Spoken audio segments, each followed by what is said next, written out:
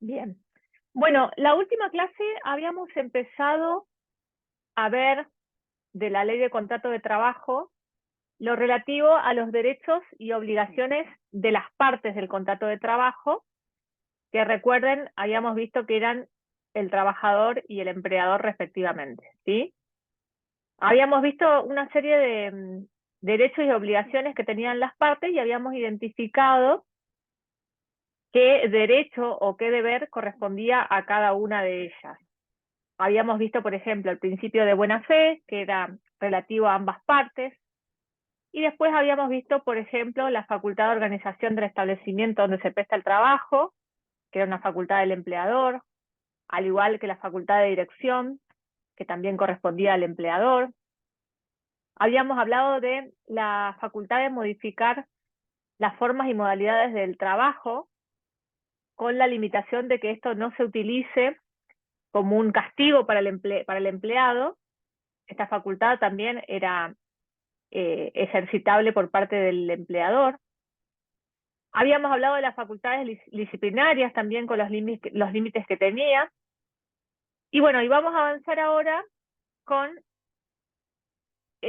los controles personales que están en el artículo 70, ¿sí?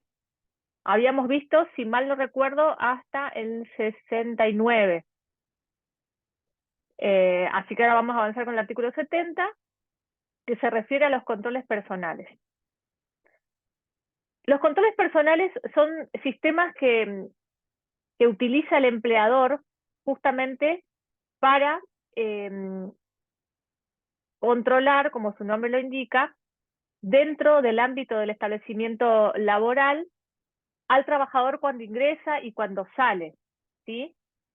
Esto, por ejemplo, puede consistir en tomar determinadas medidas al ingreso del trabajador para ver que ingrese en condiciones de poder prestar sus tareas, también verificar qué tipo de elementos lleva consigo, pero lo que nos dice el artículo 70 de la ley es que siempre estos controles deben ejercerse respetando la dignidad del trabajador.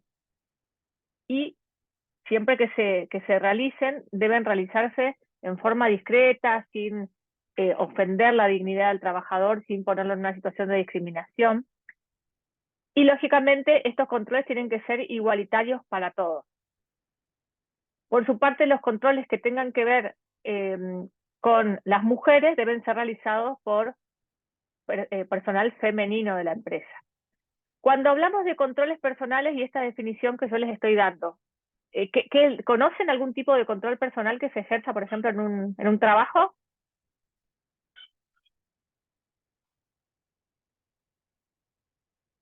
¿Qué puede ser cuando ingresa el trabajador o la trabajadora, cuando salen? ¿Qué tipos de controles conocen? Por ejemplo, puede ser marcar tarjeta o con huella digital, esos sistemas Bien, que... esos son controles horarios. Por ejemplo, pero más relativo a la Y por persona del ejemplo, trabajador. Sí, a mí se me ocurre cuando entras a la mina, eh, lo que hacen es te revisan, por ejemplo, pasan por un escáner todo lo que sea mochila que ahí lleves está, ahí y al está. azar. Muy bien. Bien, ese es un control de pertenencia, ¿sí? A ver con qué ingresa el trabajador. ¿Y esto qué se hace para evitar que lleve qué, por ejemplo? Que ingrese qué. Cuando lo hacen en la mina, ¿para qué? Para controlar qué.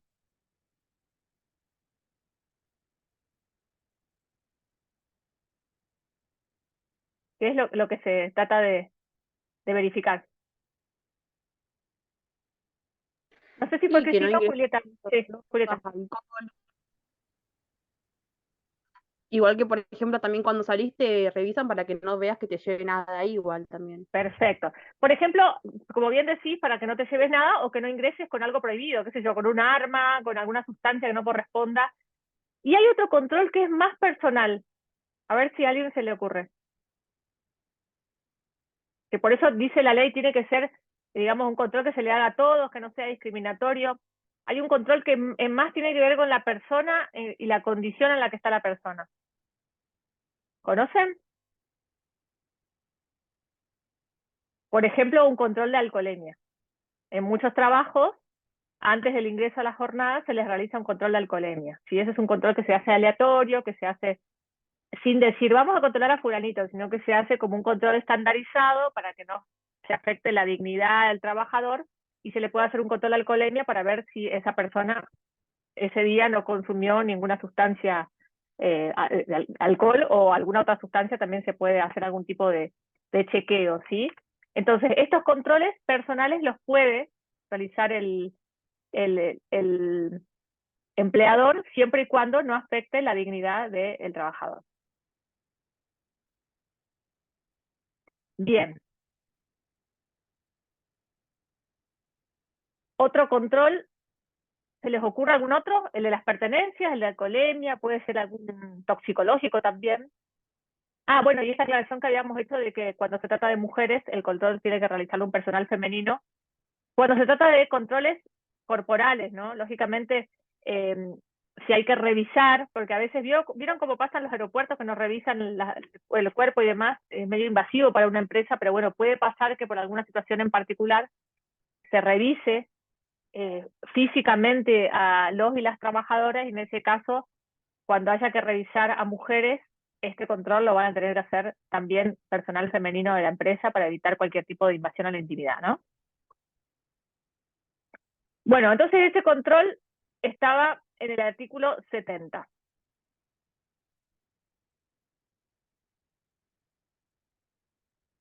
El empleador, por otra parte, tiene una obligación muy importante, que es, diría yo, una de los pilares de la relación de dependencia, que es la obligación de pagar la remuneración, y está establecida en el artículo 74. Se dice que el empleador está obligado a satisfacer el pago de la remuneración que corresponde al trabajador en los plazos y con las condiciones previstas por la ley. Cuando hablamos de plazo, quiere decir que, lógicamente, los saberes del trabajador tienen que ser abonados en tiempo y forma. Y cuando hablamos de las condiciones previstas por la ley, quiere decir que debe, por ejemplo, pagarse en la fecha que corresponda, bancarizado, mediante un depósito o transferencia bancaria, poner a disposición del trabajador el recibo con el detalle de lo que está cobrando, ¿sí? Esas son las formalidades de ley que exige justamente la ley de contrato de trabajo y que corresponden a la obligación del pago de remuneración por parte del empleador. Eso está en el artículo 74. El artículo 75 nos habla del deber de seguridad y dice que el empleador tiene que hacer observar las pautas y limitaciones en la duración del trabajo conforme a la ley y a toda la normativa que rige la actividad de que se trate. Por ahí interrumpo porque están ingresando compañeros.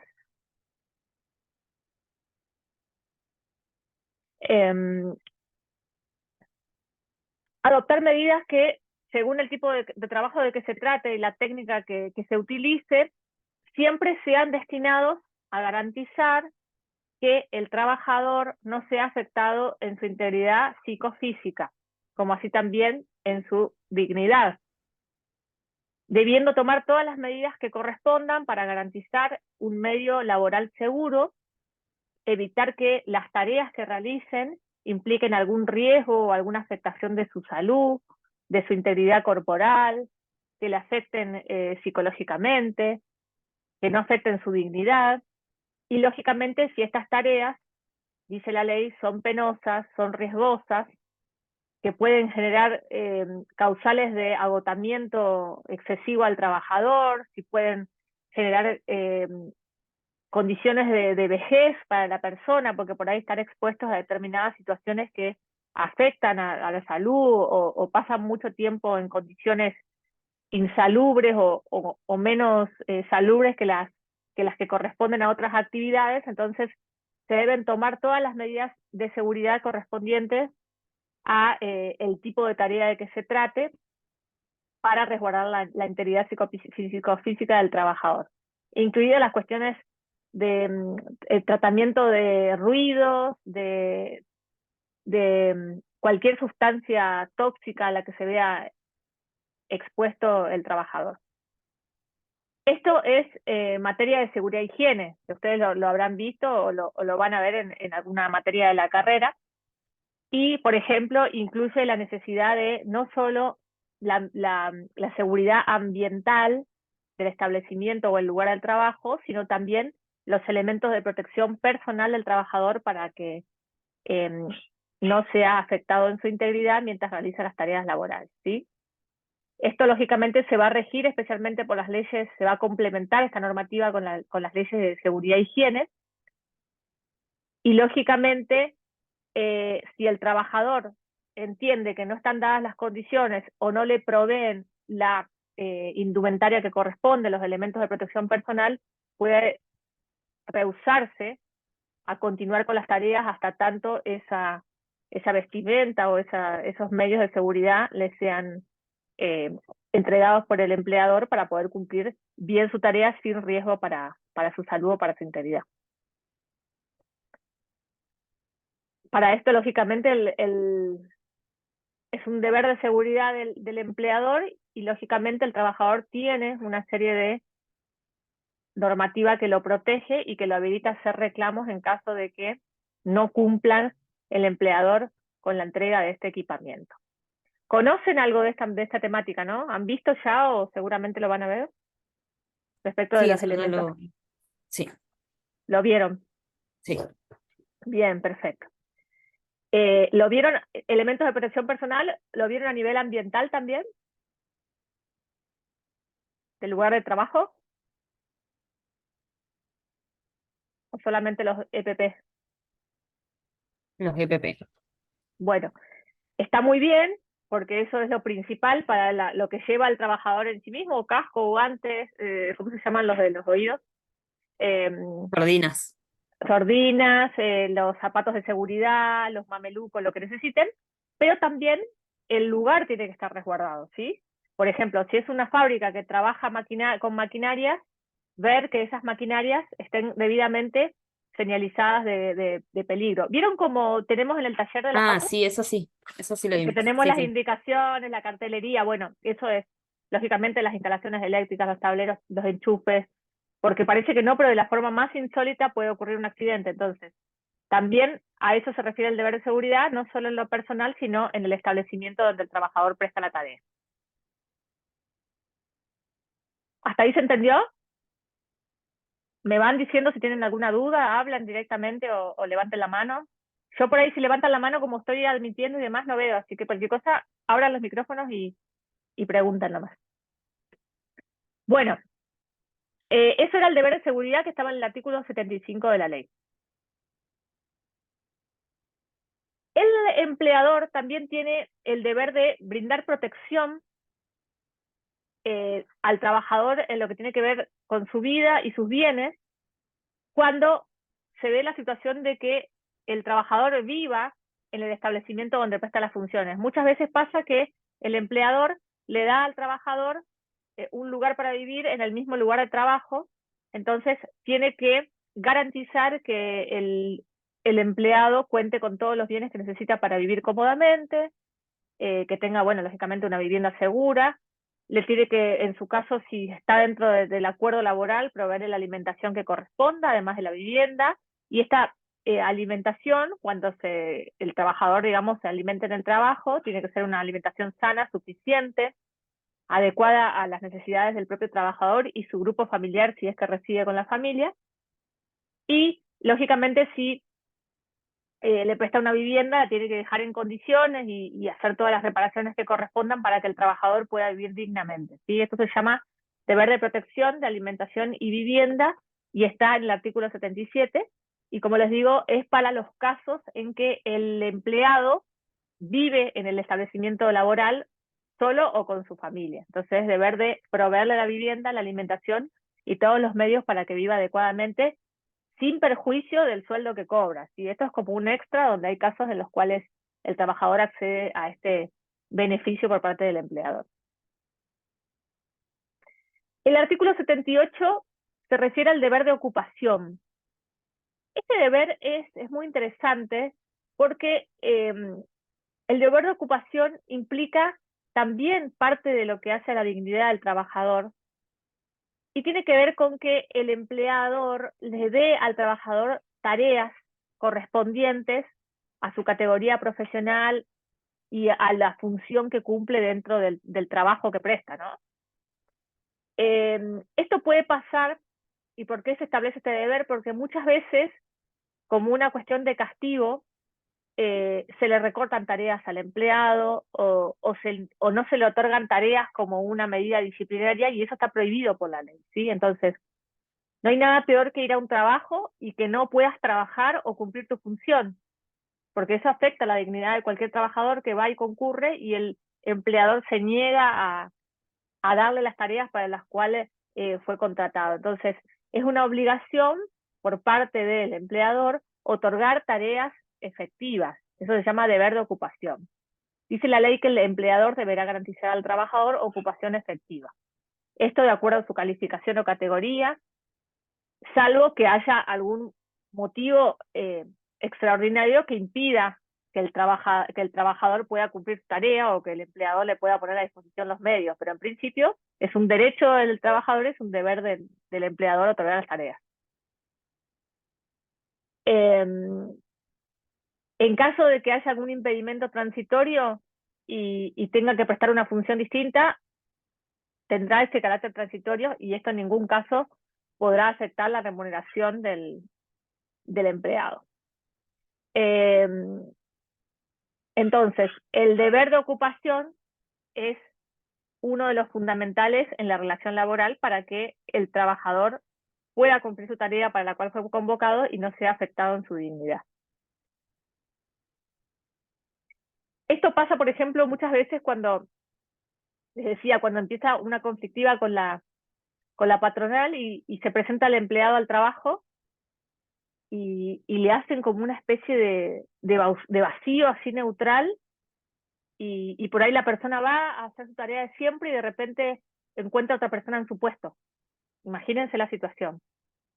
O va a su escritorio donde se sentaba siempre y de repente él está ocupado por otra persona, o no está su computadora, o va a buscar los papeles con los que debía trabajar y los papeles no están, se los dieron a otro equipo de trabajo. Entonces son formas sutiles a veces de generar un malestar en el trabajador y de ponerlo en una posición de acorralamiento como para que renuncie o para que en definitiva esté afectado en el horario de trabajo. Entonces la ley prohíbe esto y digamos, le obliga al empleador a que efectivamente dé las tareas para las cuales la persona fue contratada y no se utilice esto como un medio de sanción, ¿sí? Bueno, eso era deber de ocupación.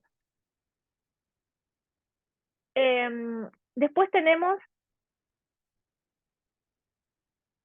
el artículo 80. Este artículo es muy importante porque tiene que ver con las obligaciones del empleador frente a los organismos de la seguridad social y los organismos sindicales. Ustedes saben que los y las trabajadoras, cuando perciben sus saberes, se les retiene lo que tiene que ver con los aportes y contribuciones de la seguridad social. Esto es para la jubilación, para la obra social, y también muchas veces se le retienen aportes de organismos sindicales cuando están afiliados. Todo esto que retiene el empleador al momento de pagarle el sueldo, tiene que depositarlo en los organismos que correspondan, inmediatamente cuando efectúa la retención. Y esto va a quedar registrado en los organismos que correspondan a la seguridad social. Entonces, cuando uno va y consulta ese historial de aportes, tiene que surgir todo lo que el empleador me retuvo y que tuvo que ingresar inmediatamente a los organismos que correspondan a la seguridad social. Sea ANSES, sea la obra social que corresponda, el PAMI, lo que fuere, ¿sí? El organismo que corresponda. ¿Por qué? Porque al finalizar el vínculo, por la causal que fuere, el empleador me tiene que poner a disposición y entregar el famoso y conocido certificado de trabajo y la certificación de servicios y remuneraciones. ¿Qué es esto? Cuando yo termino un empleo de cualquier naturaleza, ese certificado de trabajo avala todo el tiempo que yo presté servicios, bajo qué categoría, cuál era mi remuneración, qué conceptos se me retuvieron para ingresar a los aportes de la seguridad social, y es una especie de historial que tiene el trabajador en resguardo de sus antecedentes, porque el día de mañana, cuando tenga que jubilarse o quiera utilizar algún beneficio, tiene que constar el detalle de todo lo que fue aportando. Entonces, esa obligación del empleador al finalizar la relación laboral, hacer entrega de este certificado, que en realidad son dos certificados en nuestra legislación. Uno es el certificado de trabajo de este artículo 80, así se conocen, por eso le decimos el artículo 80 a los abogados, porque es así, o sea, es denominado así. El certificado de trabajo que va a tener toda la reseña, digamos, del historial del trabajador en cuanto a categoría, fecha de ingreso, fecha de egreso, tareas prestadas, remuneraciones percibidas. Y los datos del empleador para el cual prestó funciones, porque eso también integra después el currículum del trabajador. Y la certificación de servicios y remuneraciones, que es la que se emite a través del ANSES, donde van a constar todos los aportes que durante el tiempo en que prestó servicios el trabajador fueron realizados por el empleador. En caso de que el trabajador detecte que los aportes no están ingresados o están ingresados parcialmente o simplemente no se cumplió con todos los aportes que debía cumplir el empleador, pero sí los retuvo, esto genera multas, ¿sí? Multas para el empleador porque es una especie de fraude tanto al trabajador como al Estado el retener aportes y no ingresarlos a los organismos que correspondan. Entonces, se puede hacer la denuncia correspondiente entre las autoridades del trabajo y el empleador va a tener que responder y será pasible de una multa por incumplimiento. También será pasible de una multa por incumplimiento cuando espontáneamente no entregue el certificado al momento de concluir la relación laboral, no entregue el certificado de trabajo y la certificación al empleado. El empleado tiene que intimar por telegrama y decir que pide que se entregue el certificado al artículo 80, y si no lo entrega en tiempo y forma, también corresponde la imposición de una multa, que esa multa suele ser una cantidad de dinero importante porque se computa en función de valores de sueldos, y que lógicamente queda a favor del trabajador por no haber percibido ese certificado, lo cual lógicamente además de la multa, el empleador tiene que hacer entrega del certificado, ¿sí? Si lo hace en forma inmediata a la desvinculación laboral, está en regla, no hay ningún inconveniente. Si no lo hace, el trabajador reclama y puede pedir la aplicación de multa. ¿Se entendió lo del artículo 80? Sí. Bien. Sí, perfecto. Bueno, después el artículo 81 nos dice de que se debe impartir igualdad de trato a todos los trabajadores. ¿Esto qué quiere decir? Que no se puede hacer ningún tipo de diferencia por razones que sean distintas del trabajo. Lógicamente que cada trabajador y trabajadora en la empresa tienen un rol, tienen un puesto y tienen sus propias funciones. Lo que sí se debe garantizar es que todos y todas reciban el mismo trato. O sea, no trato discriminatorio por ninguna causal. Si Juancito hace una tarea, lógicamente que va a ser distinta a la que hace Pedro, a la que hace María, pero en el trato todos tienen que ser iguales. Yo no puedo tratar bien a uno o a una y tratar distinta a la otra persona. Esto, además de ser un derecho humano y constitucional, es un derecho de los trabajadores de tener igualdad de trato. Si el trabajador o la trabajadora se sienten discriminados, hostigados o están inmersos en cualquier situación en la que sientan que son tratados de manera desigual, pueden efectuar denuncias ante los organismos del trabajo, y desde hace algún tiempo, no mucho, es esto bastante nuevo y bienvenido sea, hay un área en el Ministerio de Trabajo que se llama de igualdad de trato, ¿sí? Y no discriminación, que es para los casos en que las personas sufran algún tipo de discriminación dentro del trabajo. Se le da intervención al ministerio para que interceda y garantice las condiciones de igualdad en el trabajo y que el empleado no sea hostigado, no sea perseguido, no sea discriminado. Entonces nos dice el artículo 81, el empleador debe dispensar a todos los trabajadores igual trato en identidad de situaciones. Identidad de situaciones quiere decir que lógicamente va a haber diferencias propias de las tareas que realicen, pero en situaciones iguales tienen que ser tratados iguales. Se considera que existe trato desigual cuando se produzcan discriminaciones arbitrarias fundadas en el sexo, religión, raza, pero no cuando el diferente tratamiento corresponda a principios de bien común o que tenga que ver con una mayor eficacia, mayor laboriosidad, contracción a las tareas. ¿Qué quiere decir este último párrafo? Que lógicamente que si algún trabajador o trabajadora es premiado por su mayor esfuerzo en el trabajo, porque tuvo un logro, vieron que muchas empresas establecen remuneraciones o comisiones en función del resultado, del éxito alcanzado en la tarea, el empleado del mes, todo ese tipo de cosas no son discriminatorias, son beneficios para el trabajador y son premios, son reconocimientos, eso está bien. No es que alguien puede ser discriminado porque no lo eligió el empleado del mes, ¿sí? Todo lo que sea mérito y productividad del empleado, lógicamente es algo positivo que está bien visto por la ley. Ahora, cuando esta diferencia de trato corresponda a una situación personal de algún trabajador o trabajadora, sí hablamos de algún tipo de discriminación.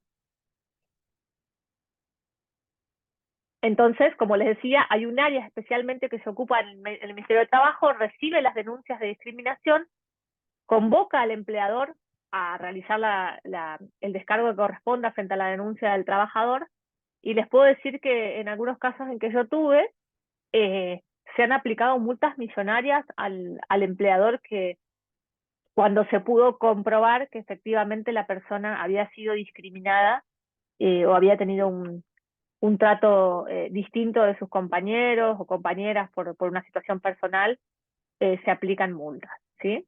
Así que eso es lo que corresponde a la igualdad de trato. El artículo 82 nos habla de las invenciones del trabajador.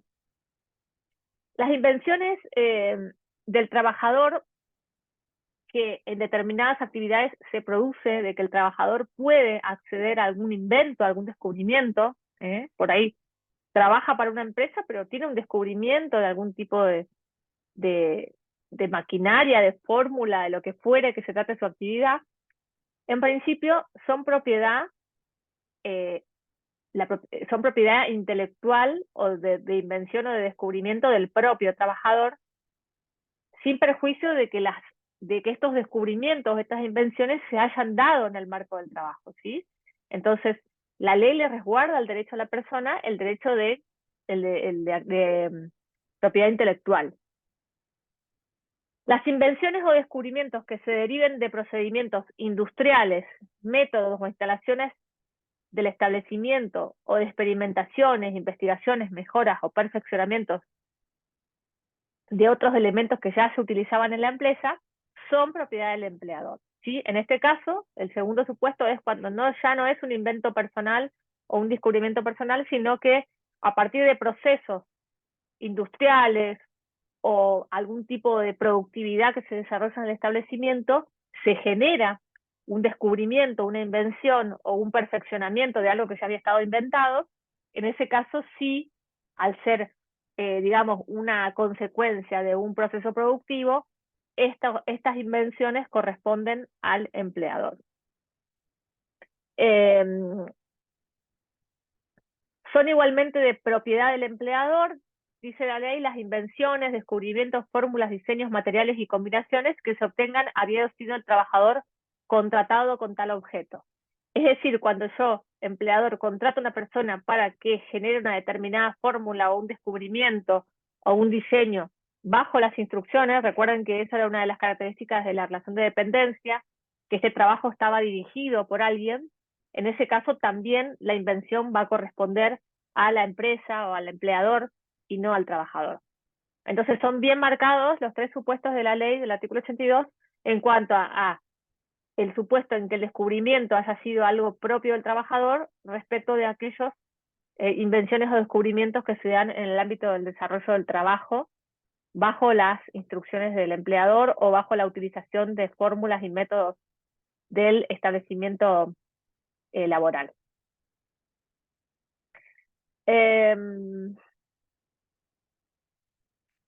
Pasamos después al artículo 84. Yo voy salteando porque no todos vamos a ver los más relevantes. El artículo 84 nos habla de los deberes de diligencia y colaboración. Este deber está referido exclusivamente al trabajador. ¿Por qué? Porque este deber de diligencia y colaboración se refiere a la forma en que el trabajador tiene que prestar sus tareas, ¿sí?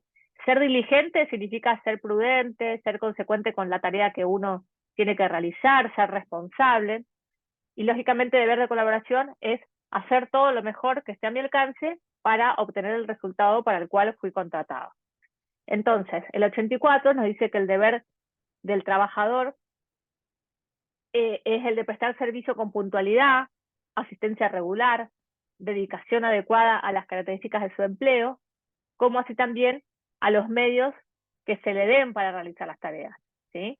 Entonces, todos esos que enuncia la ley, puntualidad, asistencia regular al empleo, dedicarse a tarea que corresponda por su función, y utilizando adecuadamente los instrumentos que le da el empleador, son los deberes de diligencia y colaboración.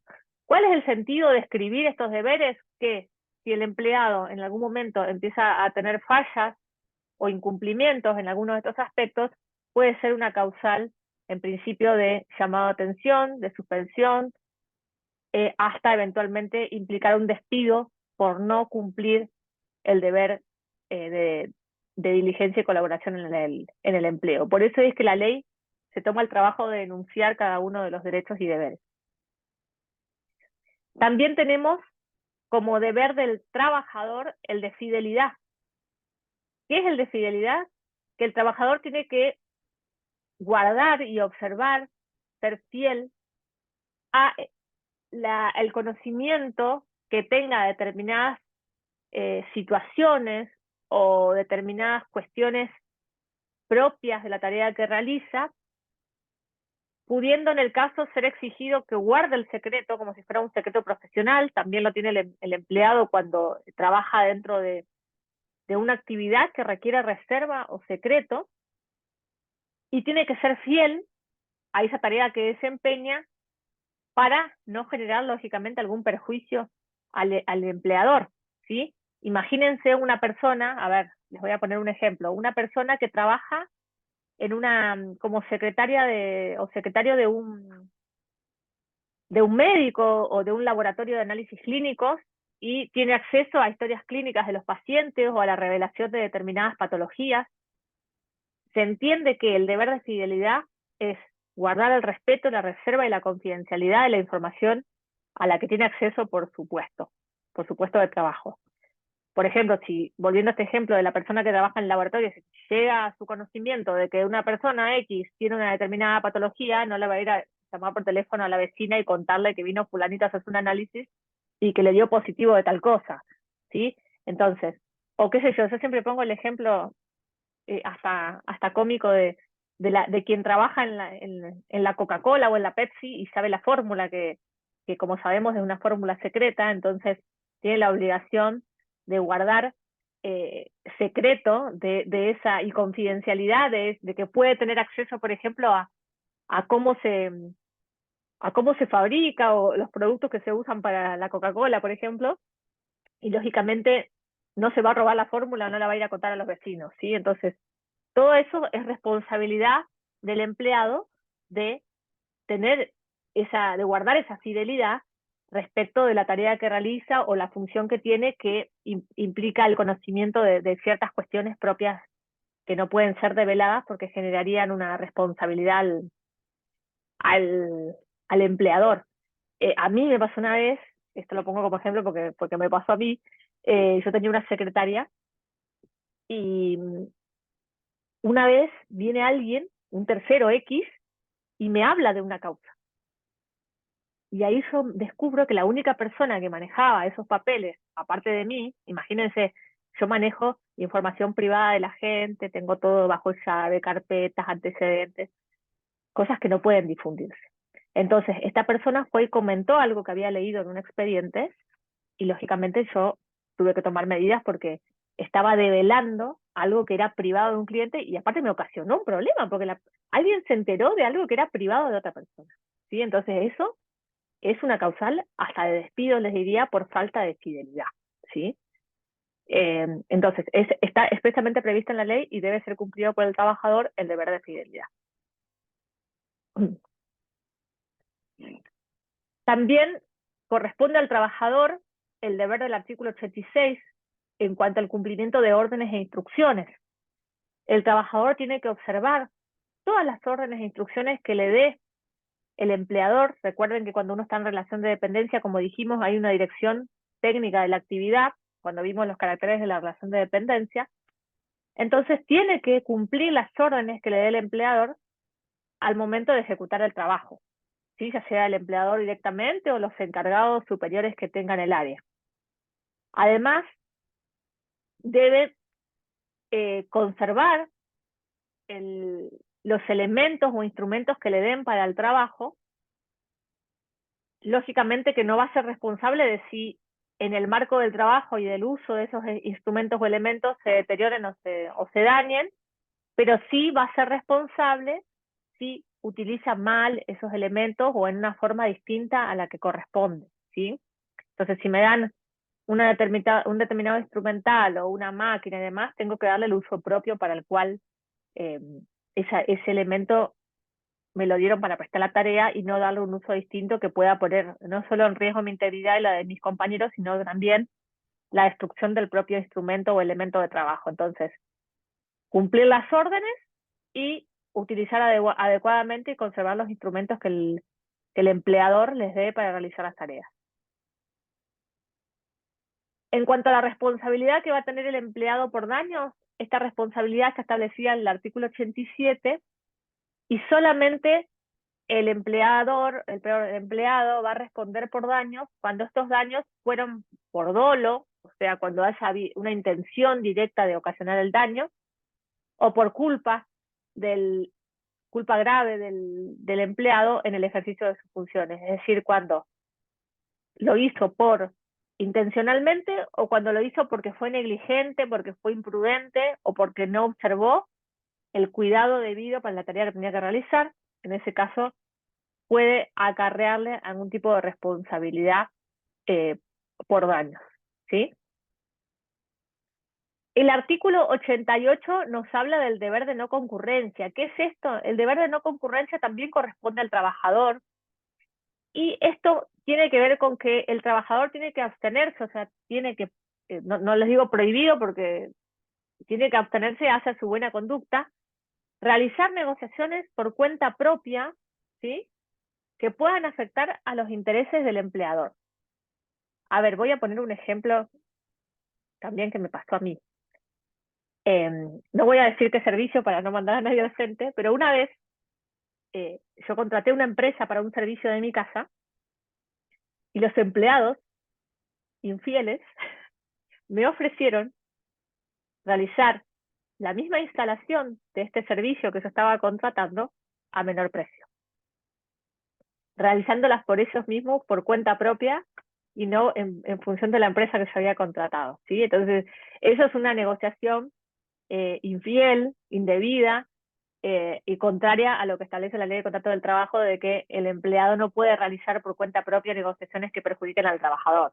O esto que decíamos, ¿no? Tengo la fórmula de la Pepsi y me pongo a fabricar Pepsi en el taller de mi casa y le hago la competencia. Va a ser difícil competir con Coca con Pepsi, pero vamos a suponer que el empleado tiene acceso a determinada información y utiliza indebidamente y hace un negocio paralelo con eso que obtiene a partir de su empleo, ¿sí? Eso es violar el deber de no concurrencia del artículo 88. Porque lógicamente esto es, además de ser una violación del deber de fidelidad, implica también una negociación por cuenta propia que puede afectar a los intereses del empleador. Salvo que, dice la ley, el empleador autorice al empleado a realizar este tipo de actividades. Puede ser que le diga, mire, usted acá en su horario de trabajo no puede hacer instalaciones, pero como usted tiene de oficio electricista o mecánico, lo que fuere, en su horario libre puede realizar la misma tarea porque tiene un oficio, eso está permitido. Lo que no puede ser es desleal, ¿no? Bueno, hasta ahí alguna duda de los deberes de uno y otro respectivamente, empleador y trabajador. ¿Se entendieron todos? Sí, profe. Bueno, muy bien. Bueno, ahora vamos a dar un salto y vamos a pasar rápidamente a ver las modalidades del contrato de trabajo que empiezan en el artículo 90. ¿Sí? Cuando hablábamos de contrato de trabajo, en relación de dependencia le habíamos puesto 3 características. ¿Recuerdan? A ver, si se acuerdan. ¿Cuál era la primera? ¿Cuándo distinguíamos una relación de Jurídica había uno. dependencia? Muy bien, Erika. Jurídica, ¿qué era qué?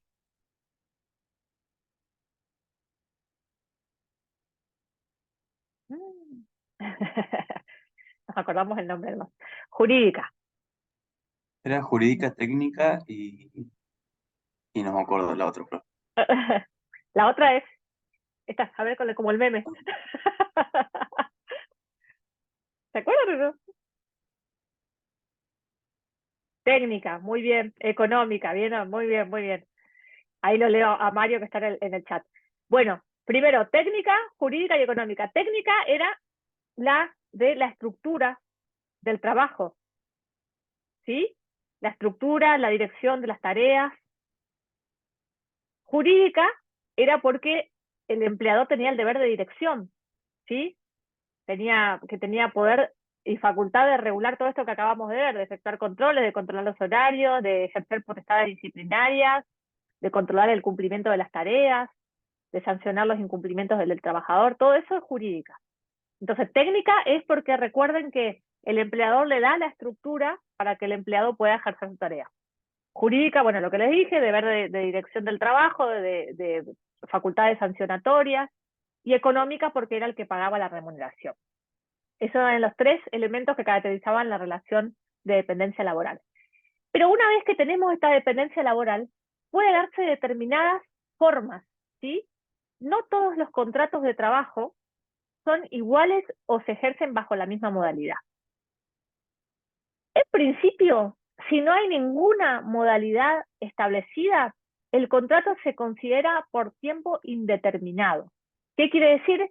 Que yo sé cuándo empieza mi función, pero no sé cuándo termina, porque va a terminar cuando ocurra algún hecho o alguna causal que determine que finaliza mi relación laboral.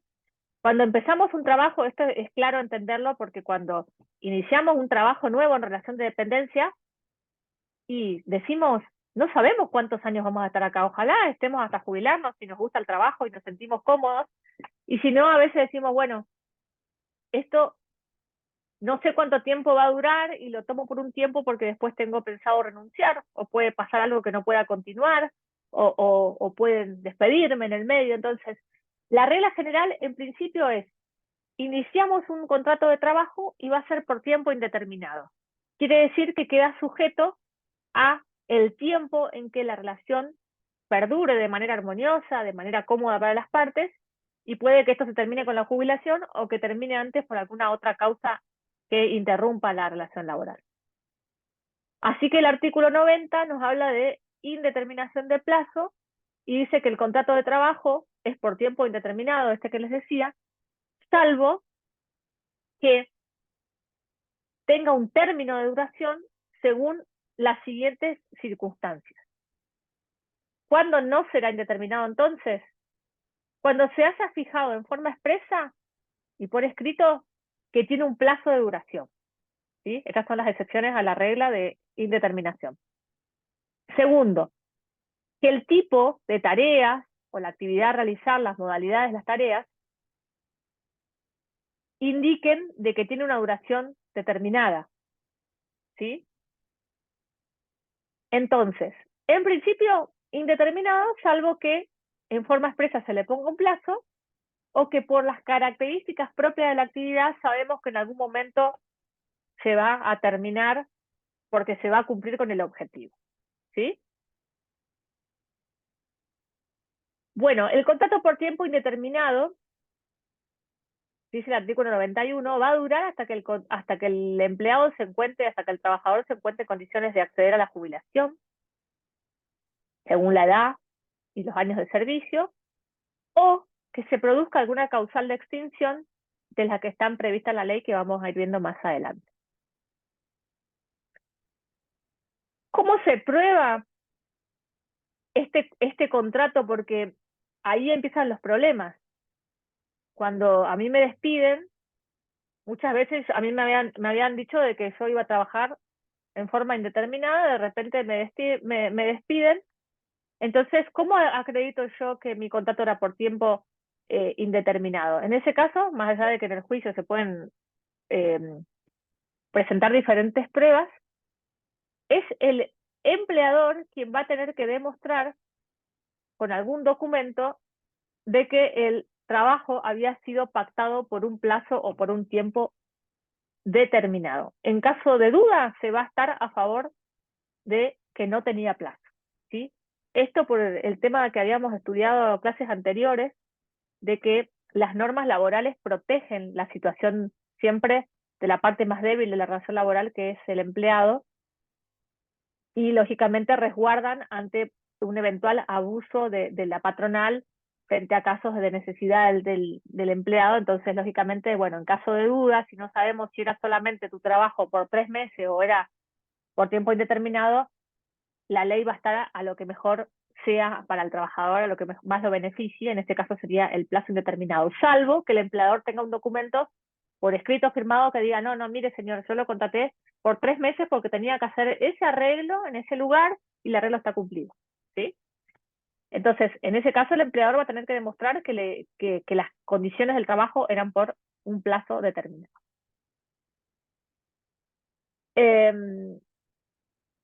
Pero también una de las características del contrato a plazo indeterminado, por tiempo indeterminado, es que está sometido a un periodo de prueba, ¿sí? Habrán escuchado ustedes que la mayoría de los trabajos en relación de dependencia se inician con un periodo de prueba de 3 meses, durante el cual hay reglas especiales para que las partes se conozcan, para que el trabajador pruebe el trabajo para el cual es contratado, si se siente cómodo, si le gusta trabajar en la empresa, si le gusta trabajar con los jefes y los compañeros y compañeras que le tocan, y de igual manera para que el empleador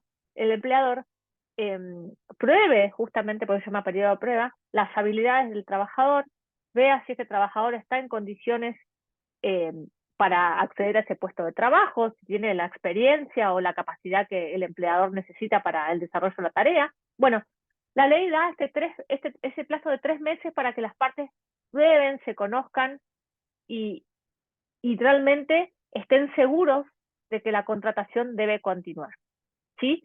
Y este periodo de prueba de 3 meses tiene algunas características específicas que son de garantía para ambas partes, porque como les dije, se están conociendo, y una de las características es, en primer lugar, de que cualquiera de las partes dentro de estos 3 meses puede poner fin al periodo de prueba sin expresar ninguna causa y sin derecho a indemnización por parte del empleador. No tiene que indemnizar al trabajador ni el trabajador le puede reclamar una indemnización.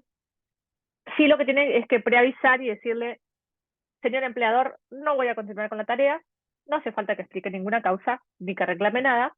Y si el que decide no continuar con el periodo de prueba es el empleador, le dice, señor trabajador, hasta acá llegamos con el periodo de prueba, no voy a continuar, se notifican, se preavisan y no hay ninguna responsabilidad.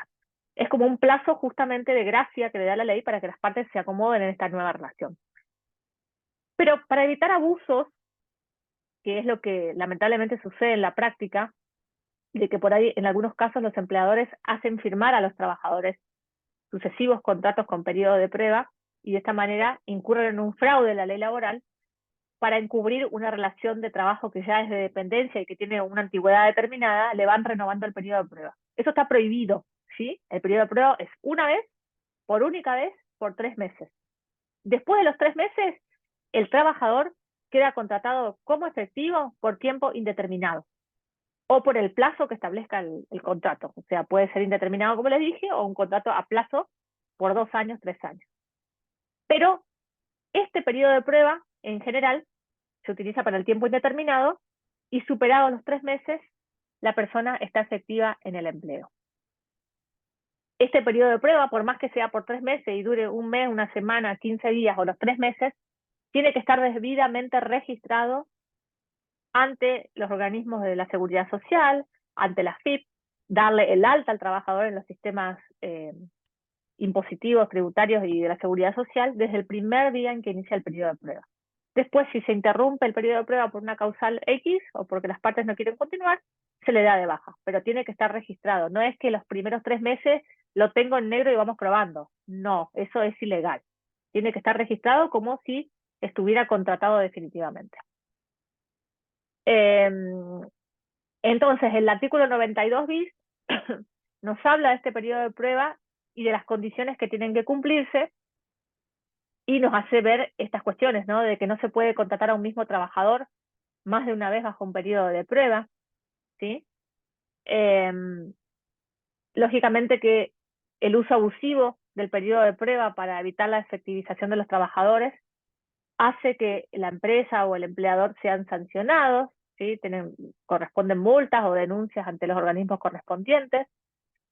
Esto que les decía que el empleador debe registrar desde el momento en que comienza la relación laboral el periodo de prueba, sino también se considera un incumplimiento y puede ser pasible de multas.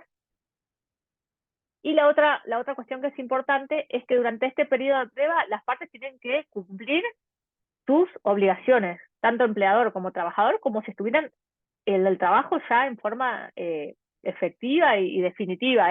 No es que, no, porque estoy en los primeros 3 meses, hoy no cumple el horario, vamos viendo, hoy le contesto mal, total, estoy en periodo de prueba. No, tienen que comportarse como un trabajador permanente y un empleador permanente, ¿sí? Como sería a futuro la relación laboral definitiva.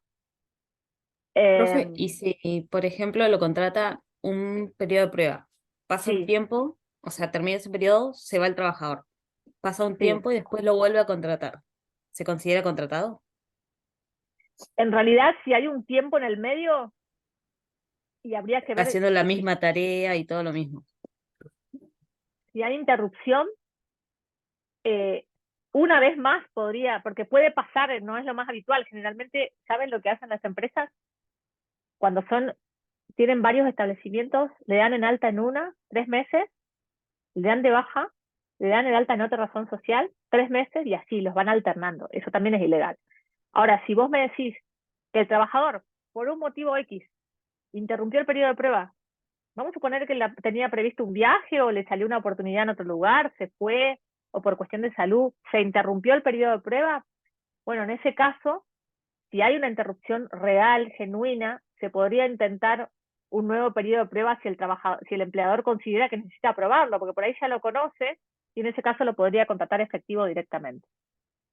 Se podría intentar si el empleador, una vez más, porque hubo una interrupción. Ahora, si se hace con fines evasivos de contratar o de registrarlo con cierta antigüedad, lógicamente va a ser un fraude y el empleado lo puede denunciar, ¿sí?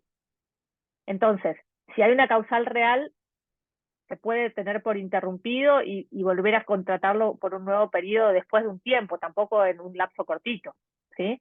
En ese caso sí, habría que ver el caso concreto, pero se podría contemplar si fuera real, pero no más de una vez, ¿sí? O sea, si tuve mi periodo de prueba, se interrumpió y necesito un tiempo más para aprobarlo, bueno, una vez más lo voy a poder hacer, después ya no.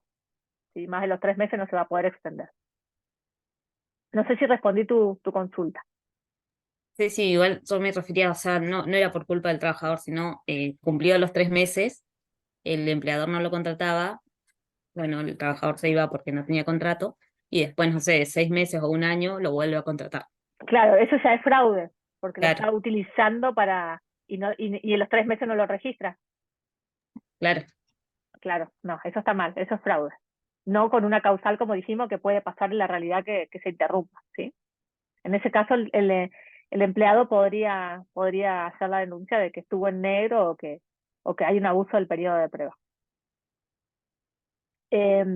Bueno, por supuesto que durante este tiempo, así como tienen todas las obligaciones de conducta y de cumplimiento de las tareas, también tienen las obligaciones del pago de los salarios, aportes y todo lo de la seguridad social, así sea por una semana, 15 días o los 3 meses, o sea, por años, ¿sí? Siempre tienen que pagar todo. Y cuando termine el periodo de prueba también le va a tener que entregar el certificado del artículo 80 de que estuvo a prueba y que cumplió con todos los aportes. También el trabajador durante este periodo de prueba tiene derecho, si tiene un accidente, por ejemplo, o enfermedad, a gozar de la ART por el tiempo que corresponda a su recuperación. Y lógicamente en ese caso, si tiene un accidente, la ART sigue cubriendo hasta el alta y bueno, pero el empleador puede igualmente decir, bueno, se cumplieron los 3 meses y yo, este trabajador no cumple los requisitos para el trabajo que lo contraté, entonces le puede igualmente dentro de los 3 meses finalizar el periodo de prueba, pero las ART le siguen dando las prestaciones hasta que tengan el alta porque para eso se abonan, ¿no? Y este periodo de prueba es computable como tiempo de servicio a los efectos de la antigüedad en el trabajo. O sea que si ese trabajador queda efectivo, cuando quede efectivo ya va a tener una antigüedad de 3 meses trabajados. Y esto, ahí parece poquito decir 3 meses de antigüedad, pero es importante para los beneficios, por ejemplo, para cobrar el primer aguinaldo y todo eso, es importante, aunque sean poquitos meses, que se los computen. Bueno, ese sería en todo caso, el primer caso de contrato por tiempo indeterminado con el periodo de prueba que corresponda. El segundo supuesto es el artículo 92 ter, que es el contrato a tiempo parcial. Y este contrato es aquel en el cual el trabajador está obligado a prestar servicios durante un número de horas al día, en una jornada inferior a la habitual, o determinados días de la semana, ¿sí? O son distintas horas al día o en la semana, pero siempre tienen que ser inferiores a las 2/3 partes de una jornada normal. Por eso es una jornada parcial, ¿sí? Lógicamente que hay ciertos parámetros que se establecen según la ley para que el sueldo sea acorde a esa jornada, pero que sea un sueldo que lógicamente no sea muy inferior al salario mínimo vital y móvil que tiene que recibir el trabajador, sino que sea proporcional a la jornada pactada. Los trabajadores que están contratados a tiempo parcial no pueden realizar horas extras. Esto es lógico porque si no lo contrato por media jornada y después lo hago trabajar 4 horas extra y le completo la jornada. No, ¿sí? El trabajador por tiempo parcial no puede realizar horas extras en principio, ¿sí?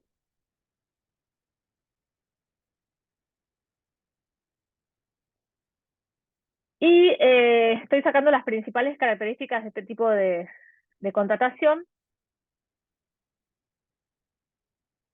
Bueno, las cotizaciones de la seguridad social van a ser, lógicamente también, realizadas proporcionalmente a las horas trabajadas, al tipo de trabajo que realice, y va a tener todas las prestaciones de la seguridad social, igual que un trabajador de tiempo completo, eso no cambia.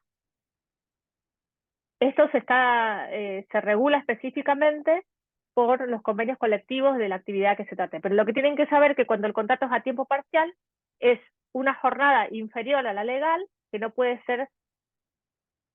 superar los 2/3 de lo que sería una jornada habitual de 8 horas, sería nuestro sistema, y se caracteriza porque el trabajador trabaja menos horas al día o menos horas a la semana, puede ser salteado, venir 2 o 3 veces por semana, o trabajar todos los días en una jornada reducida, con todos los beneficios propios como un trabajador que trabaja a tiempo completo, excepto la remuneración que va a ser proporcional al tiempo trabajado. Bueno, eso en cuanto al contrato por tiempo parcial. Después tenemos, a partir del artículo 93, lo que se denomina el contrato de trabajo a plazo fijo. Este sería el contrario al de tiempo indeterminado, porque acá el contrato tiene un plazo de duración. Es a plazo fijo cuando tiene un vencimiento que las partes han convenido y nunca va a poder ser superior a 5 años. Porque si hacemos más de 5 años, ya estamos hablando de un contrato por tiempo indeterminado. Entonces, el tope para un contrato de trabajo a plazo fijo, no puede ser superior a 5 años. Puede pasar que esto empiece como un contrato de plazo fijo y que después se transforme en un contrato por tiempo indeterminado. En ese caso se puede operar la conversión, y las partes deben notificarse de que en ese caso se va a convertir ya después de los 5 años en un contrato por tiempo indeterminado.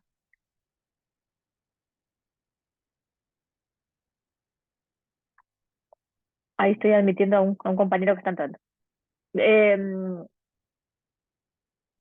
Puede pasar que en el contrato a plazo fijo, el despido, haya un despido antes del vencimiento del plazo, y en ese caso el trabajador va a poder cobrar las indemnizaciones que correspondan porque el empleador no está respetando el plazo acordado de duración del contrato, y también puede reclamar los daños y perjuicios por haberlo desvinculado del trabajo antes del tiempo pactado.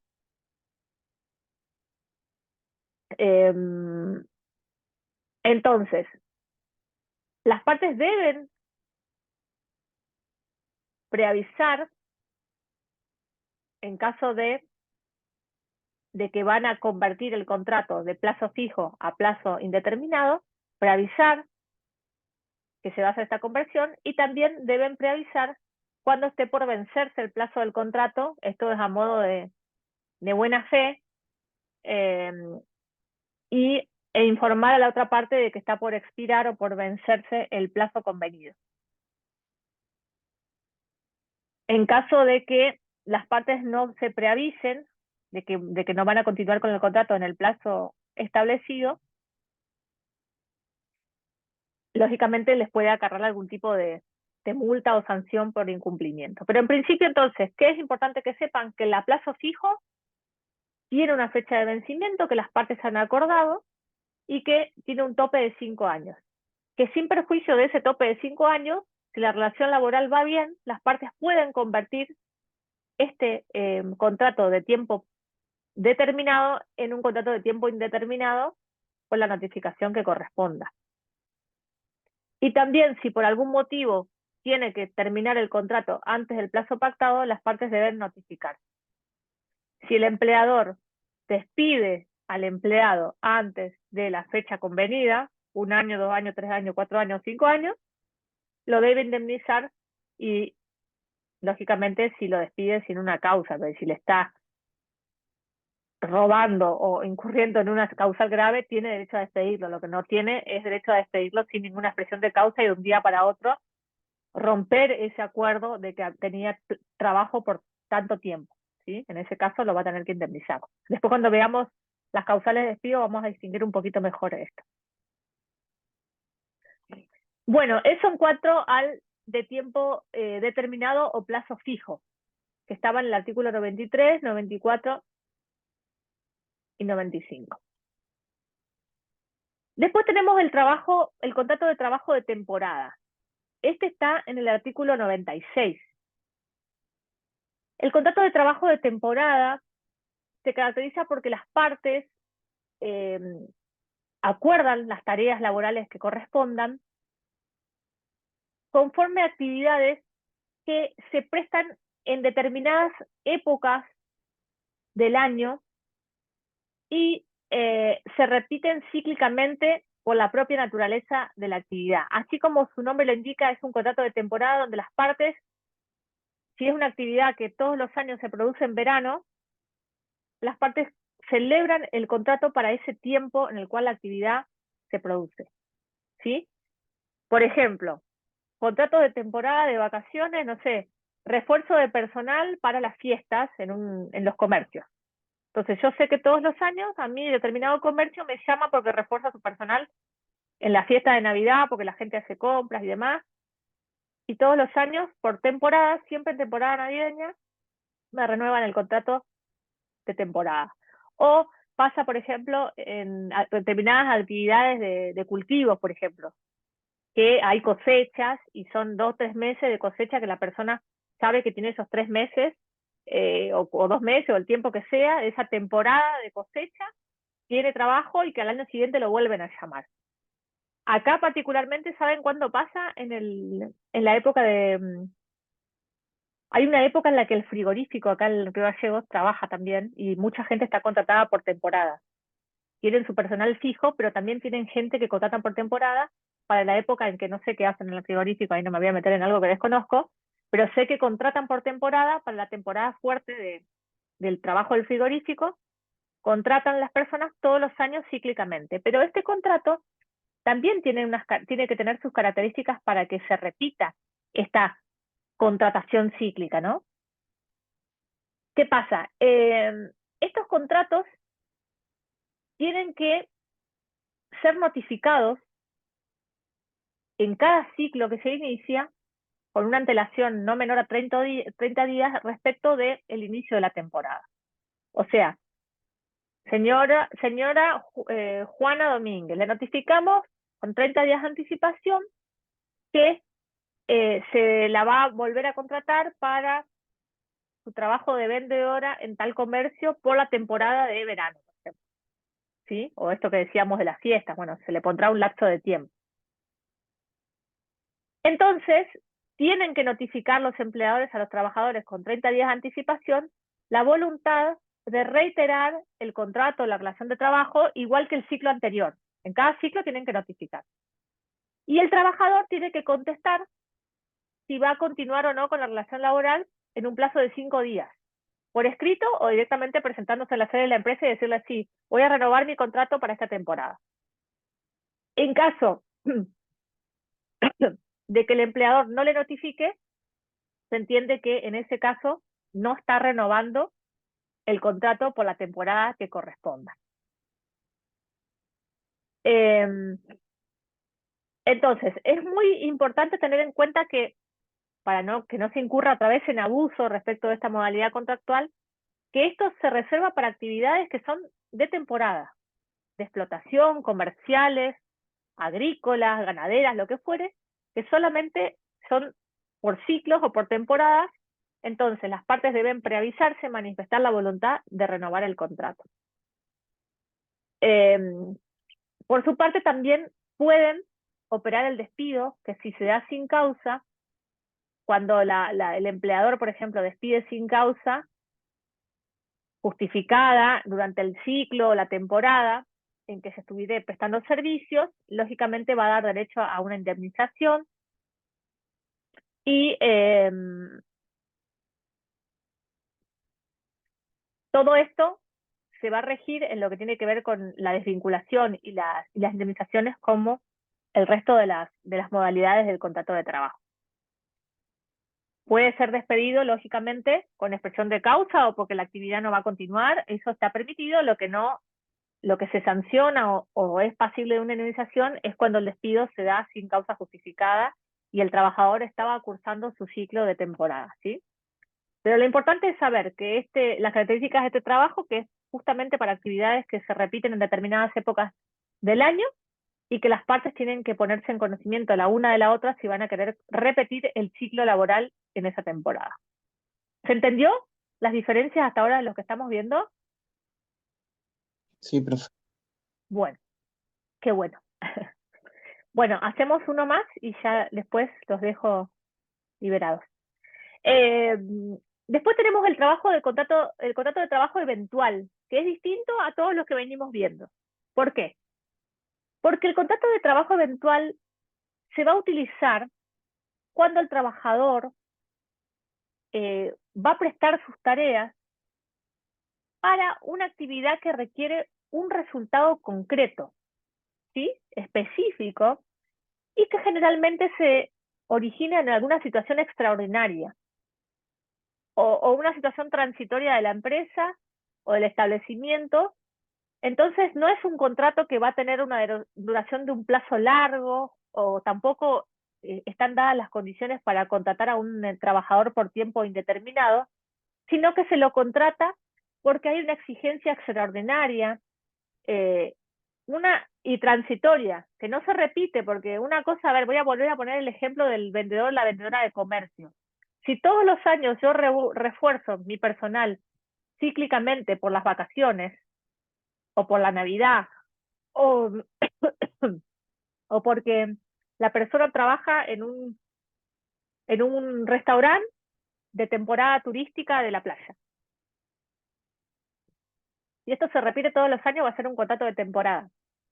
Pero si no se repite todos los años, y este año nomás quiero contratar a alguien excepcionalmente porque tengo previsto eventos que exceden mi plantel de cocineros, de mozas y demás, y hay una situación extraordinaria, transitoria y eventual que autoriza o que habilita el hecho de que yo sume personal, se va a utilizar el contrato de trabajo eventual y va a ser por única vez por el tiempo en que se cumpla esa actividad extraordinaria, ¿sí?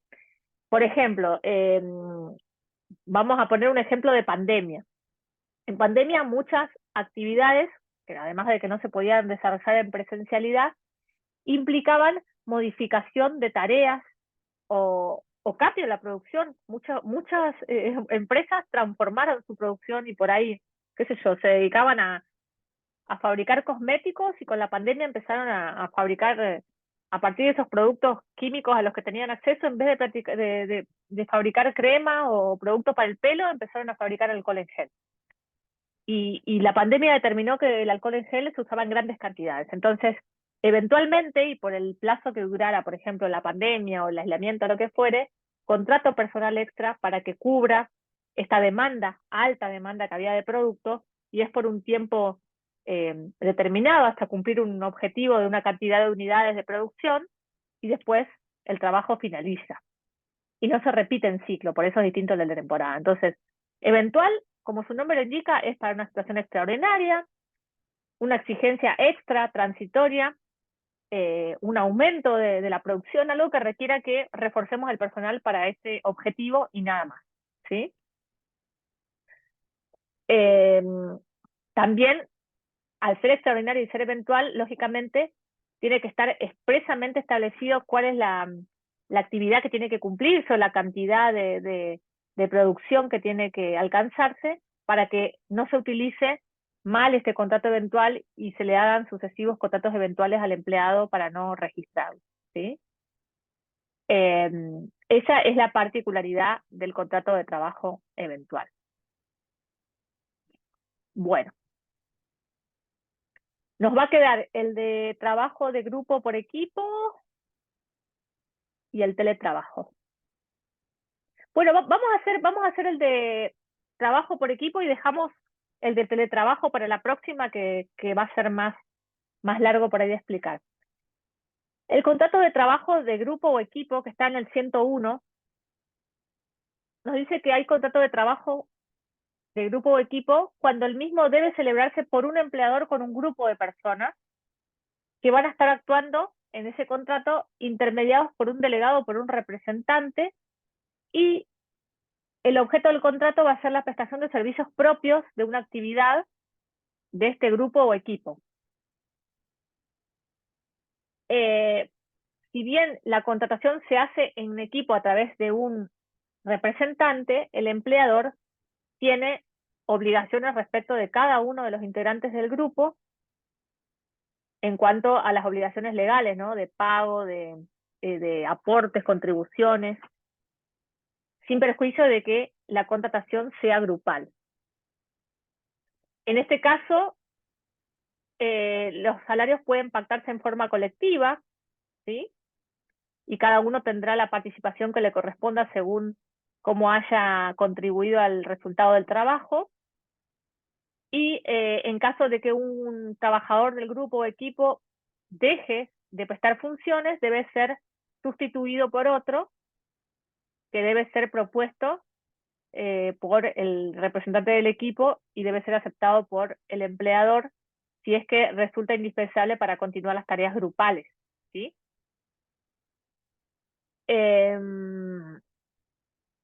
Entonces, este tipo de trabajo en equipo se va a dar para actividades grupales, ¿sí? Puede pasar que yo necesite contratar un equipo de limpieza extraordinaria para un determinado lugar y que trabajan en equipo. Un equipo de limpieza, un equipo de cocina, un equipo de mecánica, que se contratan a través de un representante que cada uno va a percibir sus saberes proporcionales a la tarea y el empleador le va a pagar seguramente a ser representante en forma grupal y cada uno tendrá su proporción según la tarea prestada o la función que realiza. Pero lo distintivo de este contrato es que el empleador celebra con este intermediario, que es el representante, un contrato para contratar a todo un equipo de trabajo, no a uno solo. Por eso es que tiene la contratación grupal, pero las responsabilidades, lógicamente, se establecen individualmente para garantizar a cada uno de los trabajadores que va a percibir todo lo que la ley le garantiza. Pero toda la intermediación de la negociación del contrato y la finalidad de la contratación es grupal. Por eso es que si uno de los miembros del equipo deja de trabajar por la causa al que fuere, debe ser reemplazado para la continuidad de las tareas, ¿sí? Entonces, este trabajo se va a dar para esta modalidad de contrato de trabajo se va a utilizar cuando el empleador necesite un equipo de trabajo para una tarea determinada. Bueno, nos queda el de teletrabajo para ir viendo la clase que viene.